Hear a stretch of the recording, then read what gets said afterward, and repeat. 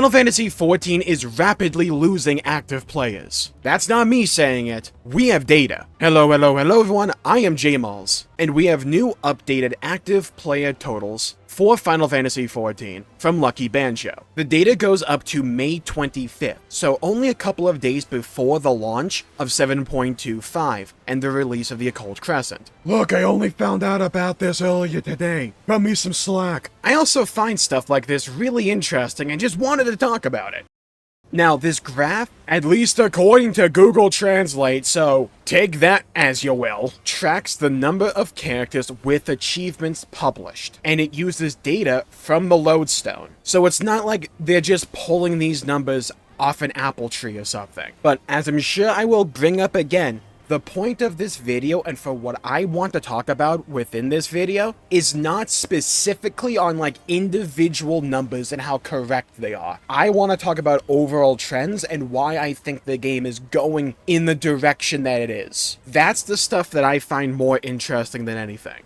But let's talk about it. Last time we checked in with this data, we saw a downward trajectory for active players for Final Fantasy XIV overall. That trend continues. And while Q2 of 2025 isn't technically entirely finished, when you're looking at the graph, are we really expecting this to really bottom out here? I don't want to focus in on specific numbers too much in this video. I care more about why I believe we are seeing these numbers. But let's just look at overall trends.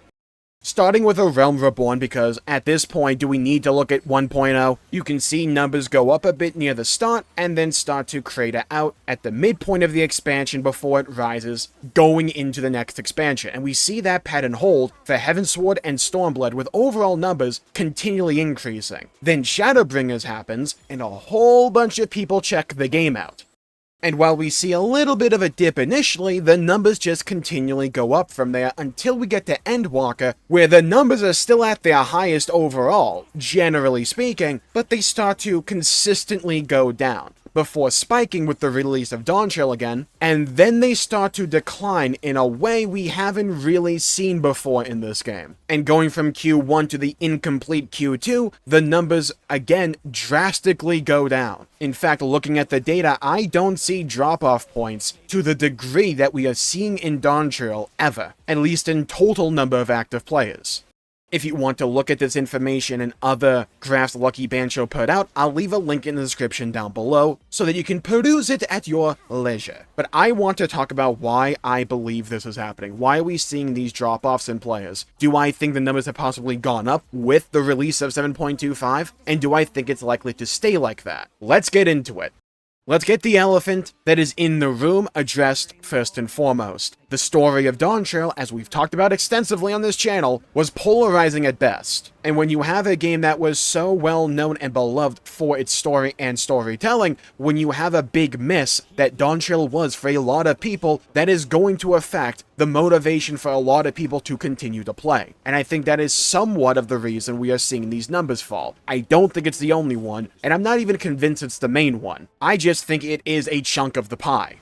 I think the content actually provided in Dawntrail up to this point has been lacking at best. And even with the content we have now in 7.25, I still think it's rather lacking. Dawntrail was advertised to have arguably the most amount of endgame content any Final Fantasy XIV expansion has ever had. However, it was significantly put off for later patches in the overall cycle. This is nothing new for Final Fantasy XIV. However, what I think we're seeing is a lot of people that joined in Shadowbringers and Endwalker start to figure out that's the deal. And I don't think it's a particularly good deal either.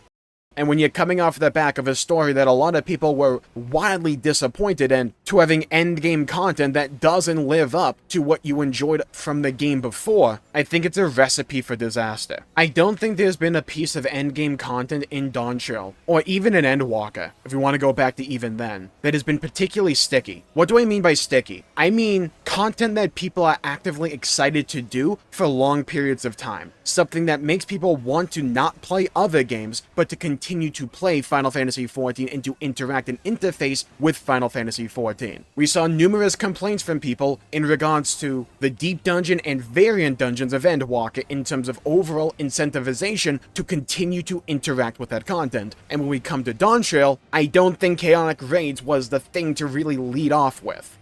And while I am personally of the opinion the Arcadian is really good, I don't think it's enough for a lot of people. Especially in an era where we are seeing more and more competition in the live service sphere of things for people that want to continually play a single game for hours on end. MMORPGs used to dominate that space. They are not alone anymore. Whether that be other live service games or gacha games that are massively popular and also available on PC, which is a main market for Final Fantasy XIV. There are also just other MMOs in the scene right now. Competition is important, but to act as if Final Fantasy XIV doesn't have competition, in my opinion, is just ignoring reality. And when you have so many different things, so many different games vying for attention, trying to get their hooks into other people to grow their own audiences, if this game for an extended period of time fails to deliver meaningful and interesting content, that is an easy way for other people to lose interest and go and explore other options. And the two big centerpieces of content for Final Fantasy XIV Dawntrail, that being the Occult Crescent and Cosmic Exploration, that were meant to be those long-term grinds, that were meant to be that long, meaningful source of engagement that will keep people playing the game. While we don't know the numbers for the Occult Crescent, I don't think, looking at this overall trend for Dawntrail, I don't believe the content provided in the Occult Crescent is enough to stabilize these numbers. And I think the next time we receive an update reflecting the Occult Crescent's numbers overall, I wouldn't be surprised if the decline is lessened, but I don't think we have seen the lowest point for Dawntrail yet. I think a lot of people have realized that the majority of the day-to-day stuff Final Fantasy XIV asks you, the player, to do is largely busy work or boring. And when they reintroduce ideas from the past, sometimes they don't learn all the lessons they should have, or sometimes actively learn wrong lessons. We have seen them have to extensively address feedback for both the Occult Crescent and Cosmic Exploration with Part 1 of the 7.3 Letters from the Producer Live. Feedback that, in my opinion, should have been readily obvious during development. The main one being Fork Tower. Anyone who has even just played the Occult Crescent would be able to tell you, just conceptually, the Fork Tower is deeply flawed. You don't even have to do it, because a lot of the problems is just getting into the place. And a lot of the times when I see people defend various systems in Final Fantasy XIV, they say it's not that bad, such as a Demiatma grind, which I have talked about extensively on this channel, and which they themselves, Square Enix, talked about in that letter from the producer live. They are not addressing or changing, as of this time, the drop rates for Demiatma, the first step in the relic weapon. Most of the time, when I see people defend this system, they say, oh, people wanted a long-term grind, or it's not that bad. I have yet to really see a bunch of people come out and say that the Demiatma grind is fun. It's either something you just passively do and largely don't pay attention to, or it's just not that bad. I think the bar is too low. I am firmly of the opinion, and I'm going to keep saying this, that if you're adding content into a video game, it should be meaningful and or engaging. And while MMORPGs can be known for a grind and can be known for busy work, just because something was done in the past doesn't mean it's justified, or should be continued in the present or the future, in my opinion. I think the Occult Crescent had so much potential, and I think Final Fantasy XIV still has so much potential, but we are seeing one of its down periods. We are seeing a low point in Final Fantasy XIV, and I think the true measure for this game isn't necessarily if it can only go up, it's how it reacts to going down. I don't think there's realistically much they can do throughout the patch cycle of Dawntrail specifically to rectify a lot of the more systemic foundational issues Final Fantasy XIV and its overall content philosophy have.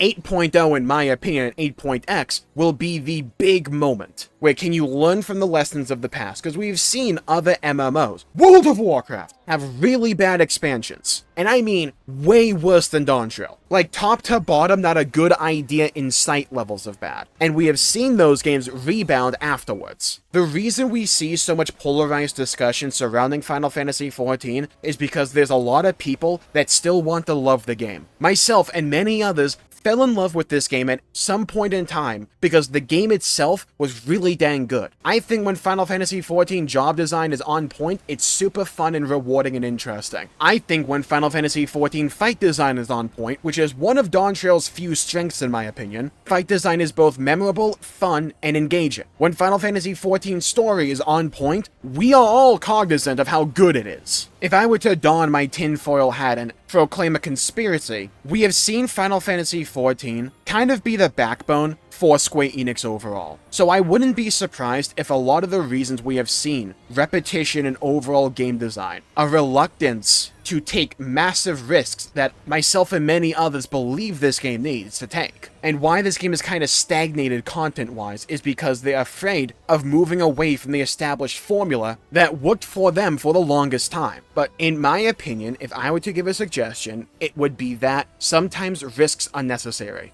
And if you rest on your laurels, and especially when it comes to game design, some games can get away with repetition and just being the same thing shoveled out year after year. We saw that with COD for the longest time, we see that with sports games a lot of the time. MMORPGs are different. They ask a lot of time and commitment from the player base, on top of a lot of money. Don't forget, at the end of it all, this game asks you for money for each expansion on top of a subscription, and then it also has an online store. People don't mind that if they believe the value proposition of the amount and quality of the content the game is providing makes it worth it in their eyes.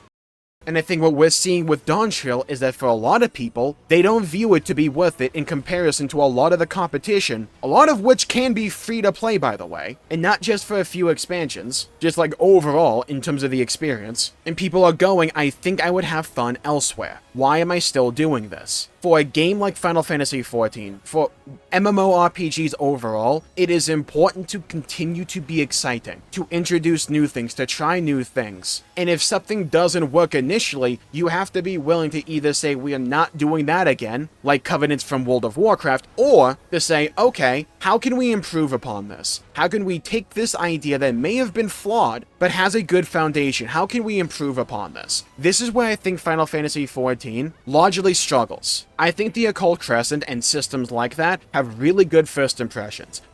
Going to the moon is really cool. The zone of the Occult Crescent, and when you do those critical encounters for the first time, and even for the first few times, they're really cool and fun and interesting. Remember, I talked about how encounter design is one of Dawntrail's biggest strengths, right? But the incentivization to continue to do the content is a problem. I think job design in Dawntrail is also a problem. So it makes content where you're continually interacting with job design have a bit of a shaky foundation, let's call it. And when a lot of the content the game is asking you to do is boring, simple, and dull, at least over time, that stuff matters. It can turn content that should be sticky into content that just falls off the wall, way before that it should. So when we eventually get updated numbers, I don't think the content and the quality of the content introduced with 7.25 is going to really be a rebound point for Dawntrail overall. I wouldn't be surprised if the numbers stabilize a bit, but from what they announced with 7.3, I think we're going to see this trend continue.